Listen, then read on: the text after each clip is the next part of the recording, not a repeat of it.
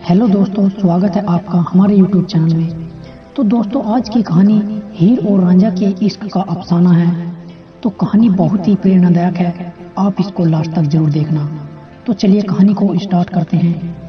चेनाब नदी के किनारे एक खूबसूरत जगह है, तख्त हजारा। यहाँ बहने वाली पानी की लहरें और बगीचे की खुशबू की वजह से इसे पूरब का स्वर्ग कहा जाता है। यही रांझाओं की धरती है जो मस्ती से यहाँ रहते हैं। इस बस्ती के नौजवान खूबसूरत और बेपरवाह किस्म के हैं। वे कानों में बालियां पहनते हैं और कंधे पर नए शॉल रखते हैं। उनको अपनी खूबसूरती पर गर्व है और सभी इसमें एक दूसरे को मात देते दिखते हैं। इस बस्ती का मुखिया था जमींदार मौजू चौधरी।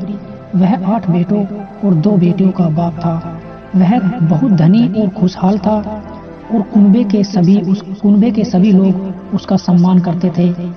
सभी बेटों में वह रांझा को सबसे ज्यादा प्यार करता था। इस कारण रांझा के बाकी भाई उससे बहुत जलते थे। बाप के डर से वे रांझा पर सीधे वार नहीं कर पाते थे, लेकिन पीछे ताना मारते रहते थे, जिससे रांझा के दिल को ऐसे चोट लगती थी जैसे सोए हुए आदमी को अंधेरे में सांप डंक मारता हो। लेकिन फिर एक अंधेरी रात ऐसी भी आई जब रांझा पर कयामत का कहर बरपा। उस रात उसका बाप मौजू चल बसा। अब रांझा के भाइयों ने उस पर अब खुलेआम वार ताना कसना शुरू कर दिया था। वे रांझा को कहते कि आलसी बैठकर रोटी तोड़ता है और 2 आदमी के बराबर दूध पी जाता है। इसी प्रकार भाइयों ने रांझा से छुटकारा पाने के लिए एक षड्यंत्र रचना शुरू कर दिया और एक योजना बनाई। रांझा के सभी भाई मिलकर जमीन की मापजोख कराने वाले काजी के पास गए और उसे रिश्वत देकर अच्छी जमीनों को अपने कब्जे में ले लिया और बंजर बेकार जमीन रांझे के हिस्से में आ गई। यह सब देखकर रांझा के दुश्मनों की खुशी का तो ठिकाना नहीं था। अब वो समाज में घूम घूम कर कहने लगे कि अब रांझा को भाइयों ने जाल में अच्छा फांसा है।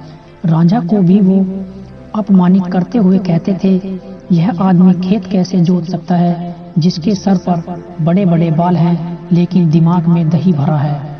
ऐसे आदमी से कौन औरत शादी करेगी जो जिंदगी में कभी कुछ नहीं कर सकता। रांझा की बेइज्जती करने में भाई भी पीछे नहीं रहते थे।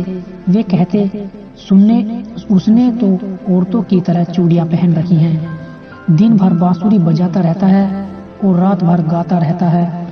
अगर वह जमीन को लेकर लड़ने आता है तो आने दो, देखते हैं कि क्या कर लेता है। हम सब की ताकत के आगे वह अकेला कुछ नहीं कर सकता।